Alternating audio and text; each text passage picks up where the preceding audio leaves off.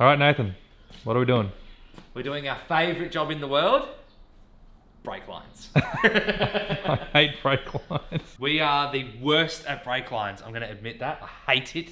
And we have to make the worst brake lines in the world. We have to make brake lines that come from under the dash, out the firewall, that go over to that wheel, go to this wheel. The rear ones, we've kind of got them, but they're a little bent out of shape.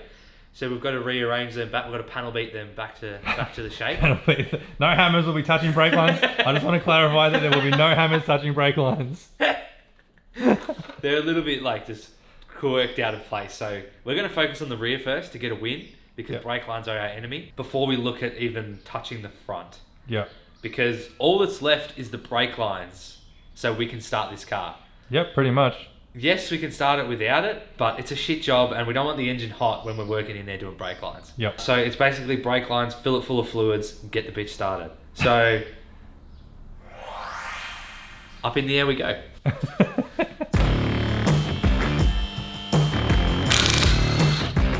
Thank God for studs. Layer by layer. So, this is one of the original ones. As you can see, it's a little bent out of whack, but they go into this little clip here, it goes into there, and it wraps under and then goes into that line up there. So this is reusable. I think we can see that's just kind of a little bent out that. I can bring that down gently. So we'll reuse these before we go making the front ones. These are steel lines. We're using the same line that we used in the HQ, which is legal. The copper nickel. The copper nickel lines. Basically, the only reason why we're reusing these is because we're lazy and we can't be bothered making new lines. Let's be honest. Yeah. Precisely. We hate brake. You know, I'm happy to bleed brakes, but to make a line? I hate bleeding brakes. Oh, I hate bleeding brakes too. But I've enjoyed that lately. It's kind of me just stepping on the pedal. All right, that's it. You know what? You did such a good job in that. I'm going to let you do the next one. Damn it. No, I'll do it. it. Needs to be bent a lot. You can do the front one. No.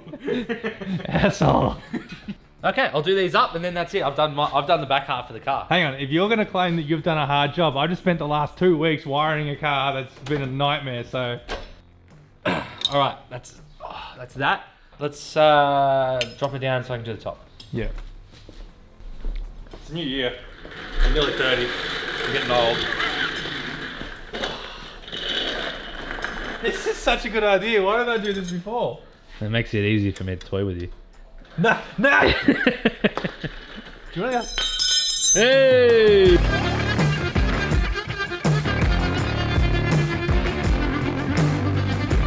So we have new brake lines. We can't put them on without taking the caliper off because the coilover's in the way, so any minute now Nathan's going to release that caliper. Very far from it. Liam's arrived with more goodies. All the goodies. Every day I walk in with something new. I know. Leggy, you excited? Today's start day, hopefully, mate. I don't think he's going to be too excited today. When it starts and it makes all the noise. Old, new, no overspray. Alright, so that's that. Nip it in the butt and put it back in, Nate.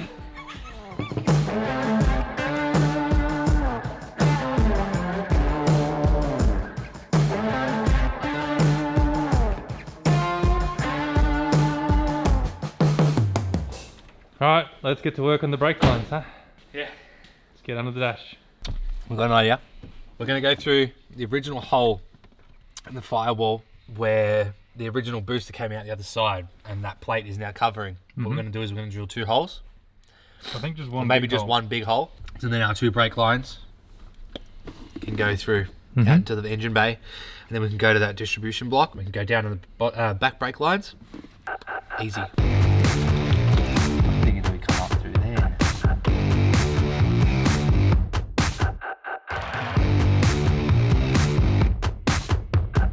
Look, we're learning. Oh, that's a lot easier, isn't it? Alright, so after a fair bit of fiddling around. Fiddling around. The brake lines are all run. We've got everything sorted. They're not pretty by any means, but we don't do too well at brakes historically here, so we're just happy to get something in a minute. Lines come out from the master into this distribution block here, which then splits it into 2. One obviously goes down to this side, and then one goes the other. And then the rear just goes down to the rear brake bias there. Underneath the dash looks really good. Have a look what Nathan did under the dash. It looks wicked. That looks awesome. So now that that's all sorted, we're going to get it up into the hoist, take the wheels off it and bleed it and chase leaks everywhere, I reckon. And see how we go. Bleed the clutch while we're at it, gearbox oil, diff oil, and then I think we're pretty much ready to turn the key and see what happens. And hopefully we don't... Alright, let's do it.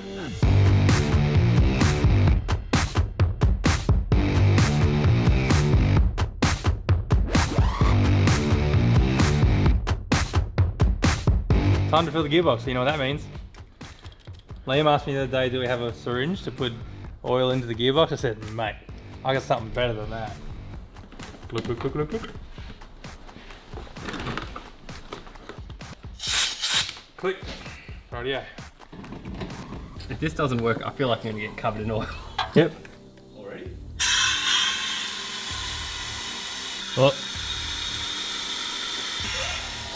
Oh. All right, time to put a bung in it. We're full.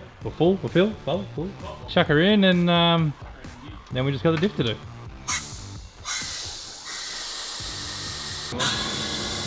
Yeah, that's it. Lovely. Lovely, lovely. It works good, this thing. It's just kind of scary using it. This is our makeshift water reservoir because we couldn't get one earlier. So it's actually an oil or catch can, which we've modified so that this hose basically comes in, goes all the way down to the bottom, and that's our overflow. It's going to work for the minute, only because anything off the shelf and reasonably priced is too big to fit in here. So that's going to do for now. It's been a huge day. We're just about ready to fire it, so we're going to roll it outside in case it catches fire. You nervous? Yeah.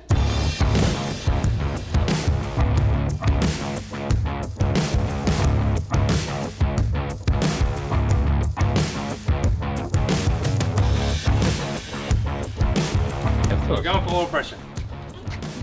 All the injectors disconnected. Yeah. We sure? Injected this black magic. Oh, that's not good.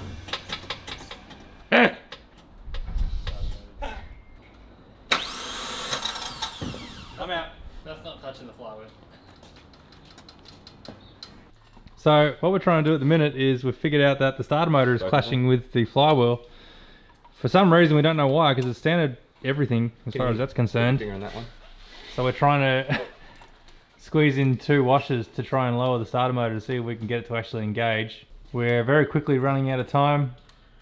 The sun is getting real low. Patience. We have a water leak, Yeah. which is What a feature, you mean? we think might be coming from the heater core, which is probably cracked now, so we're going to have to bypass that. The joys of building LS1 Beamers. Oh no, it's nowhere near. Come on, baby, spin, please, please, please. Not just the starter Is motor. it in gear? Now it's out. Go.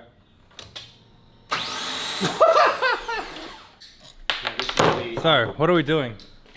One of the reasons that we figured out is it looks like the starter motor might be turning the wrong way. That's because this is probably the wrong way around, so that might be earth and that might be positive.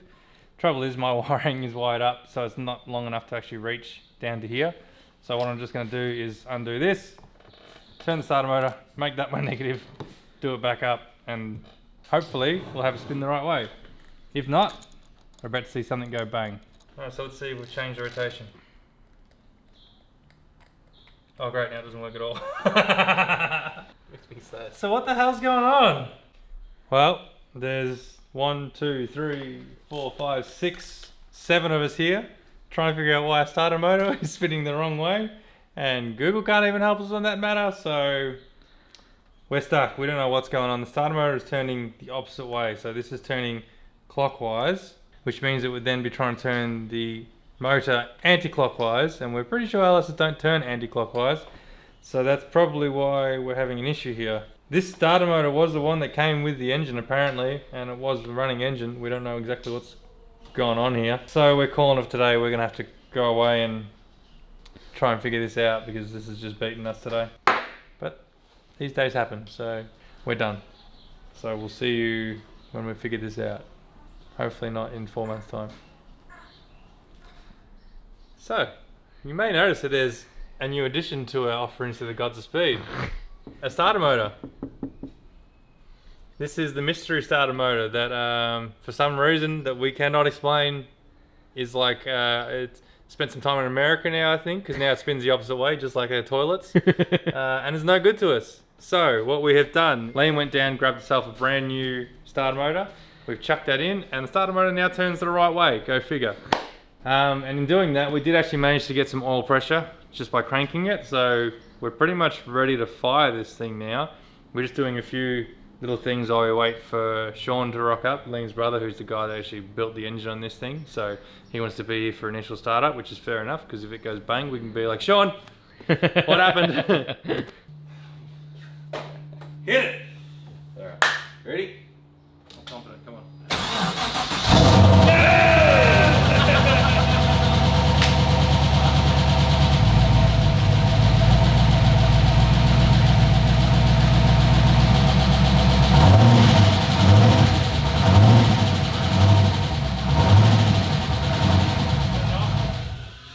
We've got no oil pressure.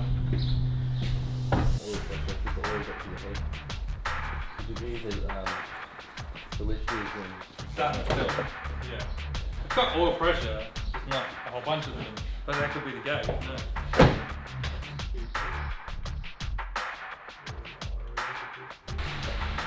It's a somber mood here at the minute. Very quiet.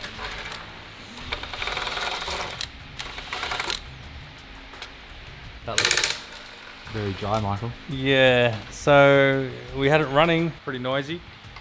It sounded like lifter noise or drivetrain top end noise. Sure enough, pulled the rock covers off and they're dry as a bone. It seemed to be fine, seemed to have plenty of oil pressure and all good at the beginning, but now for whatever reason there isn't oil pressure. So we're taking the other side off now to see what that side looks like, just out of curiosity. But yeah, that's not ideal.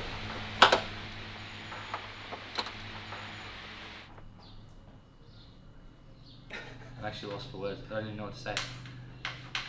It's typical for us, I guess. This is almost like this is almost like how gutted we were when the timing chain went in the fair lane. It just got to a point where you just don't know what to do. And we've pulled the valve cover, the rocker covers off, and it's dry as a bone in there. And we've dropped the oil, and it looks like glittery paint at a primary school. Yeah. So, yeah, I mean, we'll show you the oil that's come out of it. So this is the oil that's come out of it. I don't know if you can see it on camera, but you can see it down on the walls here. It's pretty sparkly, which is not great. The only thing is there's not huge chunks. So hopefully the engine isn't too damaged. So yeah, what's the plan from here, Nat? we're gonna just keep going, because you can't just pass it on like this. As much as we have other projects that need to be in here right now, you can't just let it go like this. So what we're gonna do is we're gonna do it differently and drop the whole subframe with the engine and box. We feel like it'd be easier, and then Liam can take it. Once the engine is all back together and all good again, after someone who can look over it and assess it and see what needs to be done to it, it'll come back. We'll help him put it back in and get it running again, and then hopefully we'll have a driving video. We're not real good at making these whole driving videos. We haven't made even gotten to successful ones yet. Yeah, it's one of those things, you know. This is what happens when you're learning, and this is one of the most unfortunate circumstances where you have an engine that could be completely toast. We're hoping it's not that case. Good start to 2021. Yeah, 2021's looking up. Anyway, let's rip her out. Mm-hmm. We'll probably do a little bit tonight and get the rest done tomorrow morning early and get it out of here. Yeah. Shit happens, eh? It's Sunday morning. We had a night's rest on the problems and difficulties that have occurred to us. And so what's happened is, we don't know, but there's a small barbell in the block which directs oil to go all around the engine. And we think that's either stuck and it's a very overlooked part.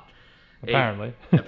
Either way, the engine's got no oil pressure. So we are all hands on deck. Sean and Liam are rocking up right now. Because we are trying to get this thing. We're just going to drop the whole subframe, get the engine out. It's a Sunday.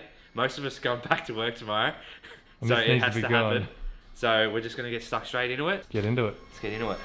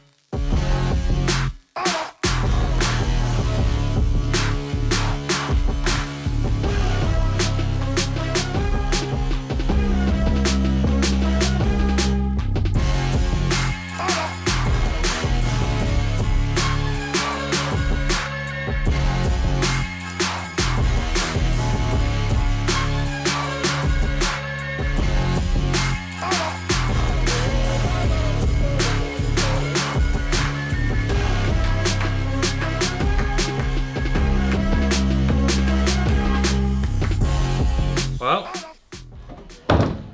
we're back to where we started.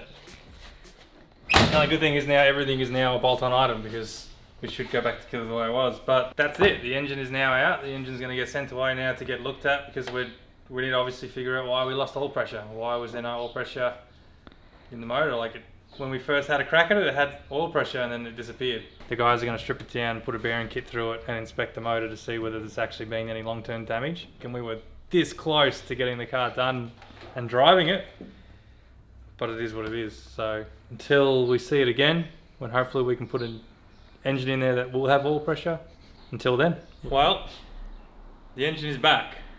So what happened? What we thought happened with maybe that the little plunger at the back or the barb at the back was missing wasn't the case. What it turned out to be was, do you remember that really fancy gold sump that we put on this thing? Turns out that sump is no good when using a standard pickup, and what was actually happening was the standard pickup was only about 1 or 2 mil off the bottom of the sump, which meant we did have oil pressure, but except as soon as you would rev it or increase the revs at all, we would lose oil pressure. And then we lost all oil pressure, hence why the top of the motor was basically dry. The good news about that is, because we did have some oil pressure, we didn't do a lot of damage to the engine, so the engine came back out, it went back to the guys that built it. They stripped it down, the bottom end of it, looked at the bearings. There was no major damage, there was a little bit of wear, but nothing too crazy. The crank was still good, so a new set of bearings have been slapped through it. So the pickup has been modified to have about 10 mil clearance between that and the sump. So now we should be good. Make sure when you get a new sump that you read the manual that we didn't have and we didn't check the website, because if you go to the website, it has this big thing that says, do not use this sump with standard pickup. Well, none of us checked that, so... You could say none of us decided to pick up on that. Hey! We've learned a lesson there, you know, we screwed up, it is what it is. The important thing is it's back, it's ready to go back in. Now it's just a case of throwing it all back in and hopefully we should have no issues. Liam has also done a bunch of work to the engine bay as well too, seems as though he had himself a bit of time. He has thermal wrapped the firewall in this really fancy gold stuff, which looks really cool. Which he got through, was that through TR Performance, was it? Yeah. Through TR Performance. Looks sick. I reckon we're going to just basically coat the whole fairlane in that now. We'll wrap it. The other thing that we realised too, in the haste of everything going wrong and we're all pretty distraught about the fact that we just had to pull out a brand new engine, the metal dust that we saw in the pan that we picked up from when we dropped this, we don't reckon that was actually from the engine, because when they pulled the engine down and they pulled the filter out, the filter actually had no metal dust in it. And when we looked at the oil coming out of the engine itself at the time, there was I couldn't see any metal dust in the actual oil coming out, but in the pan you could. Our theory is that pan was already dirty. None of us thought to clean it before we dumped the oil, because that was right where we'd been grinding just previous before that, so it had heaps of metal dust, we assume, from the grinder. But anyway, that's what we're going to tell ourselves so we feel like we can sleep at night. Alright, so now the plan is we're basically going to smash this out and get this done as quick as possible. The good bit is, now it's like putting in an LS1 whilst we have a kit. So everything should bolt straight in. So in from underneath, that's the plan. So yeah, let's get started on that, eh?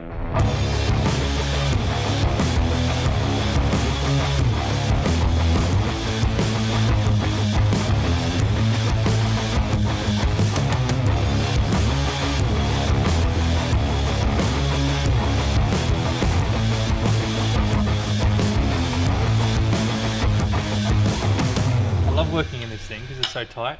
You know when you're working in your HQ where there's just so much room either side where you could nearly swim in it, and you're like, you know what, I don't want that. I want to have my hands cramped and cut and damaged and broken, and a ratchet only doing 2 clicks at a time when I'm trying to do this bolt. That's real joy. That's real pleasure. Right, so it's basically all back together now. Yesterday we put in a huge day and we didn't finish till late, and probably got too late to the point where we could start this thing because this isn't pretty damn loud and the neighbours are already so we thought we'll wait till tomorrow morning, which it is now. So it's all ready to go.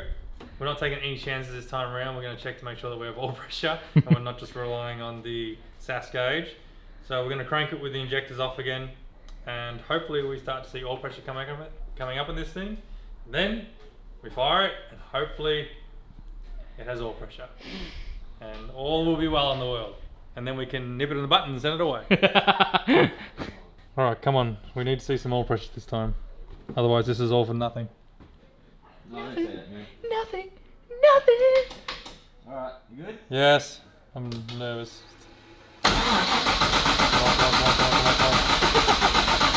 Oh, hey! Oh, good oil oil pressure. Holy shit. That was Beautiful. like, that was 45. What'd you have? Just 44. Hey! Alright, now what do? Do we Now shove it we in? fire her up. Alright, let's put the injectors on and... Alright, you ready? You ready? I'm ready. Alright. I'm on the gauge. Alright. Hey! 65!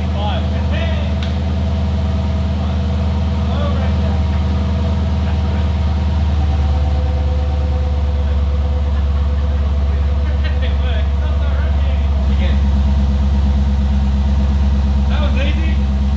Oh, it really wasn't.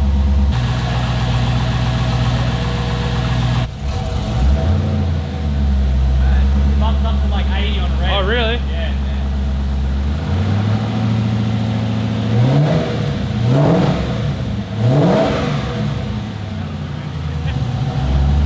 You happy? Yeah, that sounds pretty good. It sounds good. It sounds really good. It's the gold firewall. Yes. Not bad. Oh, it's really fuming in this back shed. Now that we've warmed it up a little bit, we're going to drain the running oil that's in it, put proper engine oil in it, drive it a little bit, and then change the oil again. And then that's it. Put the bonnet on and nip it in the butt. Alright. Liam's going to take it around the block, make sure it's all good. If he rings us, all our cell phones are on silent and we're busy. So it's going to be interesting. We've got to change the fluid, bonnet's back on, she's ready to rock and roll.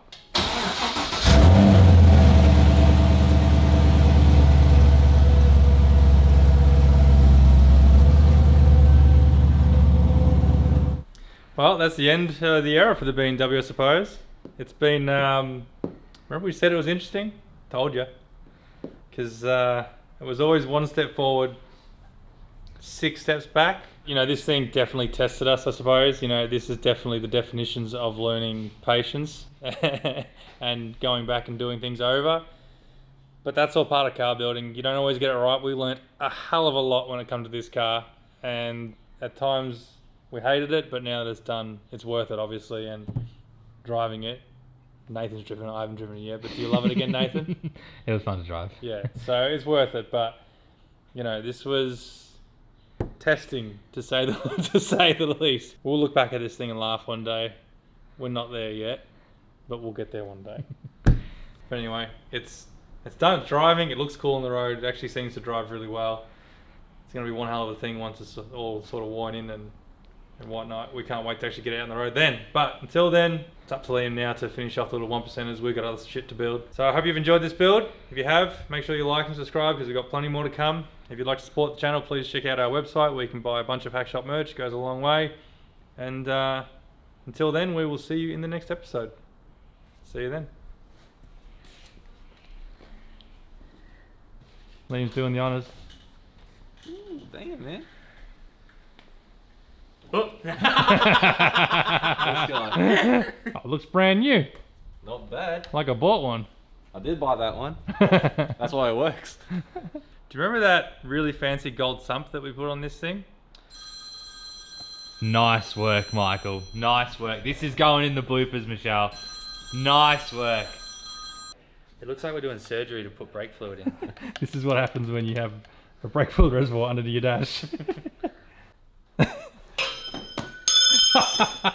And ladies and gentlemen, we have started the year. Bloody exhaust is in the way. Bop, bop, bop. He's got it down packed now, Nathan, with these bendings, except he keeps putting himself on the inside of the, of the fender. Go on the other side of the fender.